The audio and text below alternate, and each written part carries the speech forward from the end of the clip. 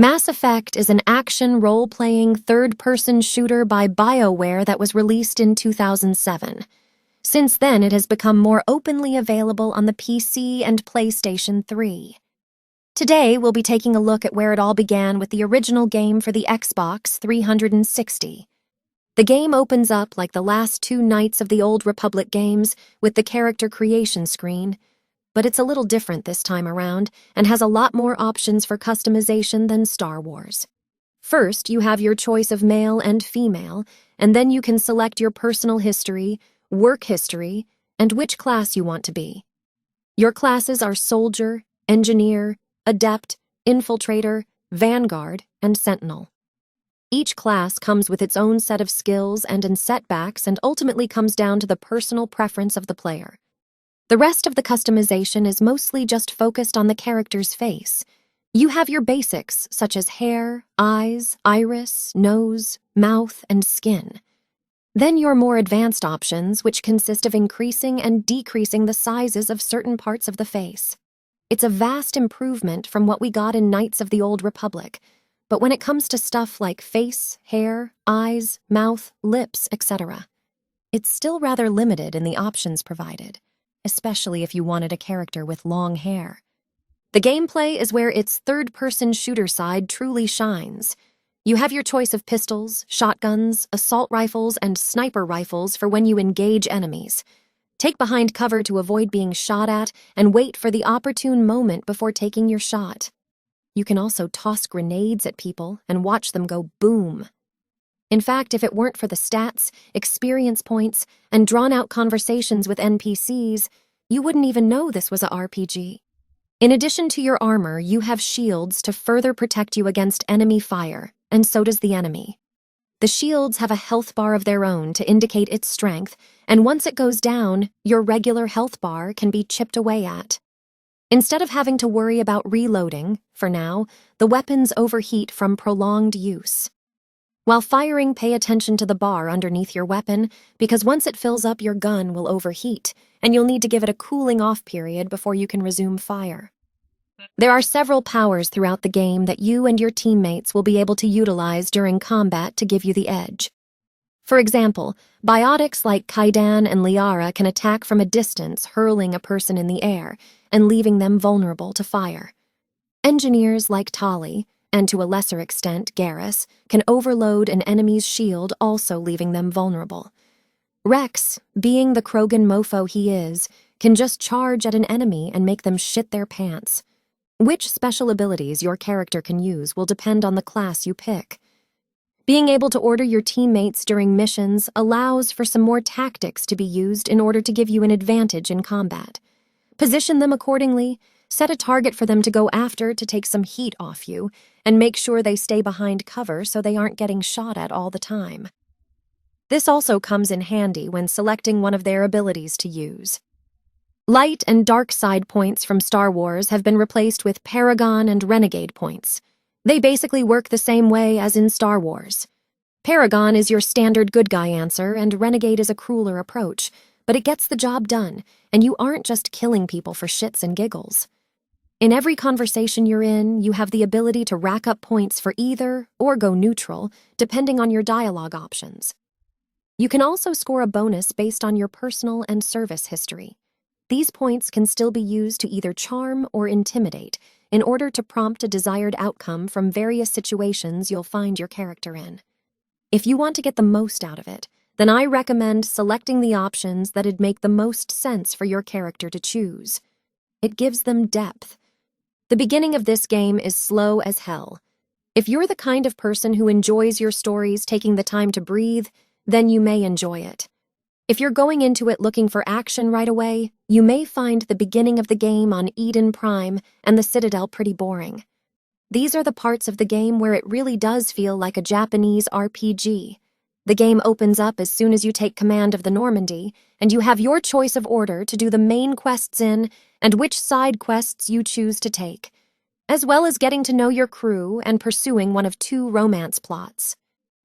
Male Shepherd gets to romance Ashley and Liara. Ashley is swapped for Kaidan if you make a female shepherd. Female Shepherd and Liara are the closest thing the game comes to an actual same-sex relationship, however, since Liara's species, the Asari, have no concept of gender. Despite looking like women, it doesn't technically count. Originally, the game was going to allow you to romance whoever you wanted among the three, regardless of which gender you chose. However, they changed these plans at the last minute. It's a shame, since it would have been nice to see such diversity given that this is supposed to be set in the future. But to be fair, they do rectify this somewhat in the third game. And if you really want to romance Ashley or Caden as female-male shepherd, the PC version of the game has some mods you can use to accomplish that. You know what's coming. The Mako is all over the place with the controls. It takes forever just to turn, especially when you really need to turn. If you want to move to avoid being shot at while firing back, it's nearly impossible to aim unless you stand still. But then you get hit, unless you jump a lot. Not to mention that after a while having to run around on planet after planet in this thing gets old very quick. Not a highlight, and I'm glad the sequels did away with the Mako completely. Don't even get me started on its comeback in Mass Effect 4. Another thing that gets tedious after a while is the elevator rides. They made them long enough to fit in an exchange between your teammates and an announcement being made through the speakers, or whatever it is, that sometimes lead to a side quest. I'd honestly prefer to just take stairs or have an immediate transport to another room. Again, I'm glad this is rectified in the sequels.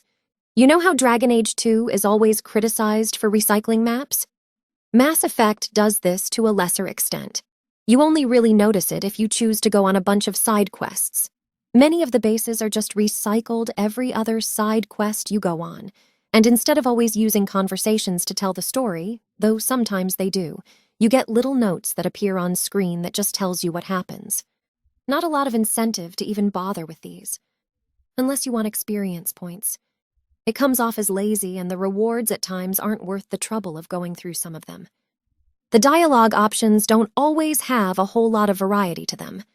Sometimes it's just the same piece of dialogue with the options, only difference being the amount of Paragon and Renegade points you earn. It just would have been nice to have some more variety, which could have added to the game replayability. Neelis and Jenkins, two characters that get some screen time at the beginning and are swiftly killed off as soon as possible, and you just knew it was coming. With Jenkins itching for some real action, and Neelis wanting you to be the first human to join the Spectres. These characters have no purpose besides that. You may as well just have Ashley in Jenkins's place and Saren in Neelis's. At least then you'd get the twist of it all being a setup from the start. Better yet, Neelis should have been the villain revealed in the story, starting out the way he did with some distrust, but not showing any signs of being a bad guy, only to find out later that he set this up to blame humanity and keep suspicion off himself. That'd cover why he wanted to go out ahead too. If not, then I would have liked to see Neelis live and join your crew later. That's another thing that bothers me. They build up these Spectres roles, making them out to be super soldiers unlike any other, and the one Spectre we get to see at the beginning gets shot in the back. I know he was taken off guard by a friend, but if he can be taken off guard like any other soldier would, then what's so great about the Spectres? There's a lot of telling overshowing going on here, and they make the same mistake with Saren. He's built up as a living legend by Captain Anderson, but when you actually run into him, I don't get that vibe from him. All I see when I look at Saren is a straightforward villain that wants to destroy the world. Nothing special. It's nice to see that in the future with space travel, humanity has united together to be unlikable bigots to the rest of the galaxy. Don't forget the hypocrisy. You'll notice that they're dicks to the other alien races, then turn around and bitch and moan about how the other races mistreat them. Geez, I wonder why the aliens aren't fond of you. This isn't a criticism, by the way.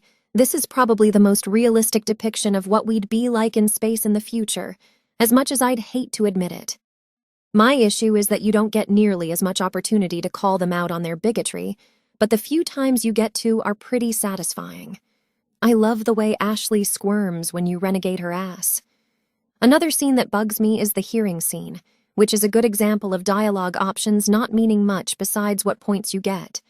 You lack the evidence to convict Saren of any crime, so naturally the Citadel Council lets him go. I understand the cast being angry by this, But what gets me is why they act so shocked about it, as if their reasoning behind letting Saren go was so unheard of. This is trial one-on-one, people. If you don't have enough evidence to convict someone, you're not getting your guilty verdict. It's as simple as that.